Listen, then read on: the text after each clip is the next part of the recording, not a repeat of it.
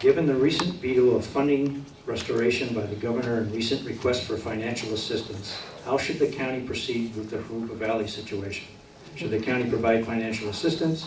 Should Jurupa Valley disincorporate?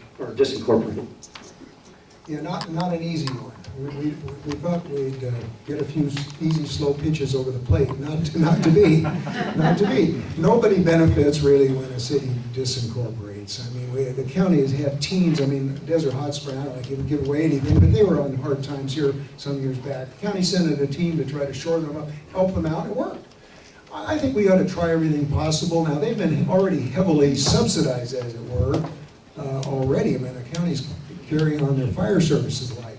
So we don't want to create a situation where city residents are now receiving better services than unincorporated residents, by the way. We're going to have to look at all this carefully, but we're going to work with them, and we're going to try to do our best to make up for the, I mean, a lot of things we're doing is making up for the failures of the state of California. All right. And I think we've done a tremendous job so far. Take these prisoner releases. The early results, and there's no preliminary, shows there's less recidivant, there are less reoffenses by these low-level prisoners after they go under our programs in the county than they were in the state. That's a good thing. The county can do better at a lot of things, and we're working hard to do that. And we're going to work with all of our cities, and it's not just Jurupa Valley that's in trouble. It's the first of them, but we have 3 other new cities, and we have to balance this out very carefully and work closely together, and that's what's going on. That city's in the 2nd district, Supervisor Talone, he does an excellent job working with them. We're going to hear what he has to say. Mr. Jeffries. When I first said I don't think there's any good upside to having 5,000 inmates given early release in Riverside County. I don't see much good coming from that.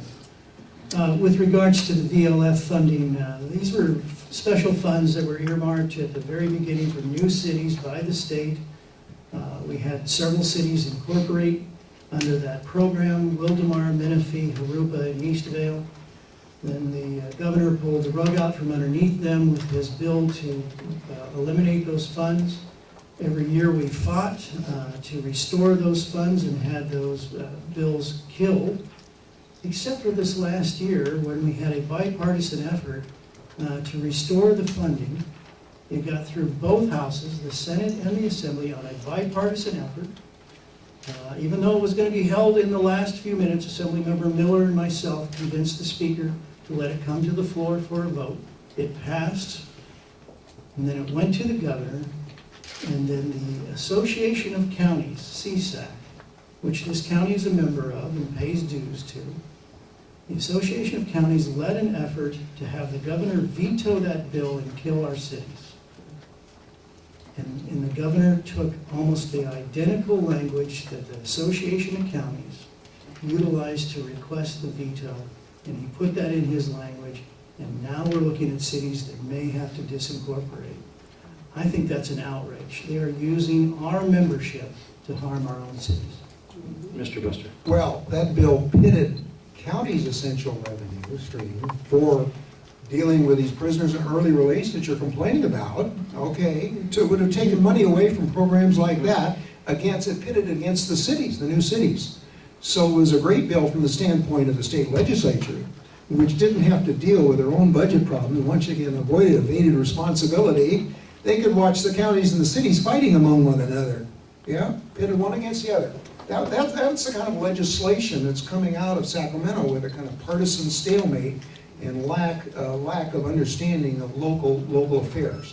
And I hope it ends pretty soon, because county is where these things have to get done. Keep the cities whole and keep realignment, keep these prisoners from reoffending.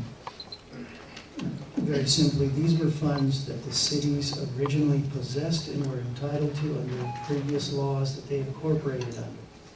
These cities deserve to have those funds back because they incorporated under those rules.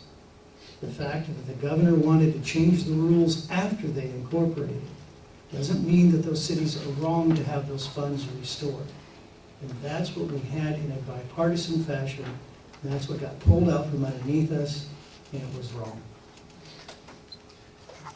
Thank you.